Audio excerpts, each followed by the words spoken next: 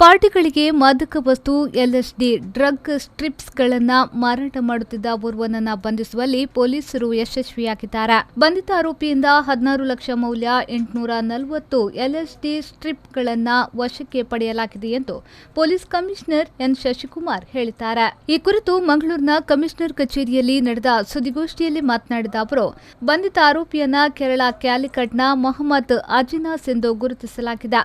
ಬಂಧಿತ ಆರೋಪಿ ಮಂಗಳೂರು ಪ್ರಮುಖವಾಗಿ ಕೇರಳ, ಗೋವಾದಲ್ಲಿ ನಡೆಯುವ ಹೈ ಎಂಡ್ ಪಾರ್ಟಿಗಳಿಗೆ ಮತ್ತು ಗ್ರಾಹಕರಿಗೆ ಎಲ್ಎಸ್ಡಿ ಡ್ರಗ್ ಮತ್ತು ಎಲ್ಎಸ್ಡಿ ಡ್ರಗ್ ಅನ್ನು ಸರಬರಾಜು ಮಾಡುತ್ತಿದ್ದ.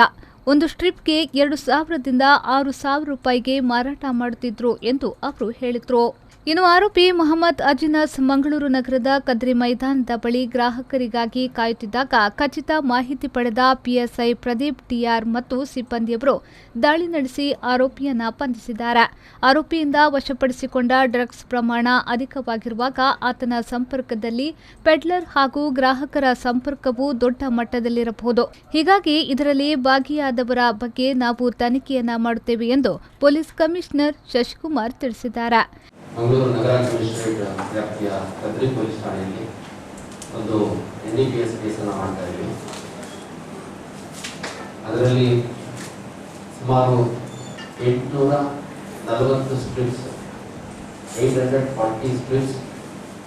ಇದು per strip approximately 2,000 to 6,000 rupees.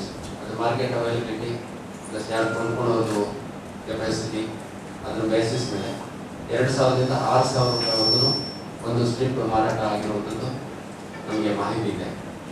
ಒಟ್ಟು 840 ಸ್ಟ್ರಿಪ್ ಅಂದರೆ ಈಗ ಒಟ್ಟು ಟೋಟಲ್ ಮೊತ್ತ 14,80,000ವರೆಗೂ ಆಗುವಂಥ ಸಾಧ್ಯತೆ ಇದೆ. ಇದನ್ನ ಮೊಹಮ್ಮದ್ ಅಜಿನಾಸ್ ಅನ್ನುವಂಥ ಒಬ್ಬ ವ್ಯಕ್ತಿ ಸುಮಾರು 25 ವರ್ಷ ಈತ ಕೇರಳದ ಕ್ಯಾಲಿಕಟ್ ಜಿಲ್ಲೆಗೆ ಬಿಲಾಂಗ್ ಆಗ್ತಾನೆ. ಮಂಗಳೂರಲ್ಲಿ ಒಡನಾಟ ಇಟ್ಕೊಂಡಿದ್ದಾನೆ. ಇಲ್ಲಿನ ಕಾಲೇಜ್ ವಿದ್ಯಾರ್ಥಿಗಳು ಮತ್ತೆ ಹೈ ಎಂಡ್ ಗೆಟ್ ಟುಗೆದರ್ಸ್ ಅಲ್ಲಿ ಮತ್ತೆ ಹೈ ಎಂಡ್ ಕನ್ಸ್ಯೂಮರ್ಸ್ ಇದ್ದಾರೆ, ಅವ್ರಿಗೂ ಇದನ್ನ ಸಪ್ಲೈ ಮಾಡುವಂಥದ್ದು ಮಾಡ್ತಾ ಇದ್ದ. ಇದರ ಇಂಟ್ರಾಗೇಷನ್ ಅಲ್ಲಿ ಈತ ಮಂಗಳೂರು ನಗರ, ಕಾಸರಗೋಡು, ಕೇರಳದ ಕೆಲವು ಊರುಗಳು, ಅದೇ ರೀತಿಯಾಗಿ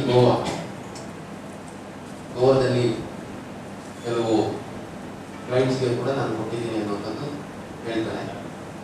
ಈಗಷ್ಟೇ ಅವನ್ನ ವಶಕ್ಕೆ ತಗೊಂಡು ನಾವು ಇಂಟ್ರಾಗೇಷನ್ ಮಾಡ್ತಾ ಇದ್ದೀವಿ. ಈ ವೇಳೆ ಡಿಸಿಪಿ ಹರ್ರಾಮ್ ಶಂಕರ್ ಸೇರಿದಂತೆ ಮತ್ತಿತರ ಅಧಿಕಾರಿಗಳು ಉಪಸ್ಥಿತರಿದ್ದರು. ಶರಸಾಲ್ಯಾನ್, ವಿ4 ನ್ಯೂಸ್, ಮಂಗಳೂರು.